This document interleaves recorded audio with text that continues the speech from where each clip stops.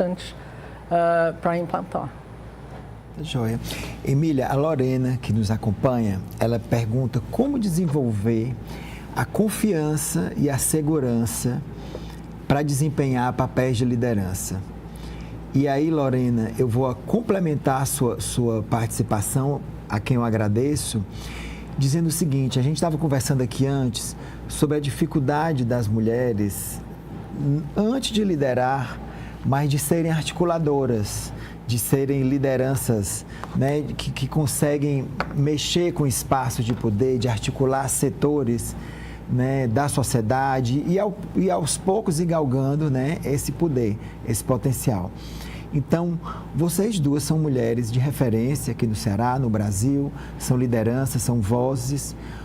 Como foi ou qual foi o capital que vocês trouxeram? Como foi que vocês desenvolveram ao longo da vida de vocês, de trabalho, de executivas, essa capacidade, né, de serem mobilizadoras, de serem vozes, serem articuladoras, né? Como foi, Emília, você que conversa com setores públicos, privados, empresas, artistas, uma grande articuladora, como foi que você desenvolveu essa capacidade? Como eu desenvolvi é o conselho que eu dou à Lorena também, né? Eu acho que estudo, né, vivências, muito importante, ter coragem de se expressar e participar de redes, isso é muito importante. Essa questão da articulação, eu acho que a gente toca num ponto fundamental para as mulheres hoje, que é o networking, que os homens fazem muito melhor do que nós, né? Você vê que no ambiente de trabalho, o homem que quer aspirar a um cargo mais alto, ele chega para o colega dele e conversa, pede ajuda, uma indicação. A mulher ainda não se sente livre ou forte o suficiente para fazer essa troca com a colega de trabalho. Então, a gente precisa ser mais proativo também no network. Isso facilitaria muito. Então, eu diria que é isso, é relacionamento, ter coragem de se expressar e também se aperfeiçoar cada vez mais. A capacidade de networking. Quais as suas dicas assim, de um networking efetivo? Eu acabei de dizer, né?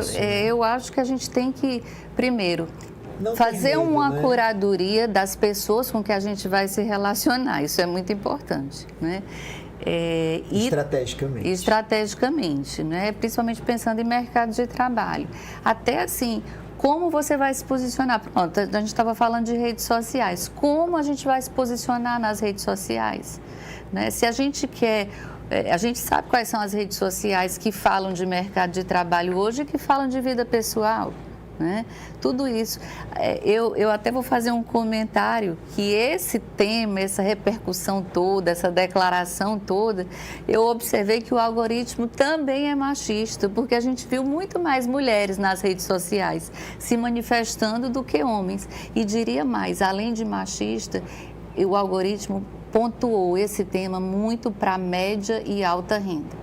Se você for conversar com as pessoas, como eu gosto de conversar, saber se sabem do assunto, né, você vai observar bem que isso atingiu mais o público feminino e mais o público de média e alta renda.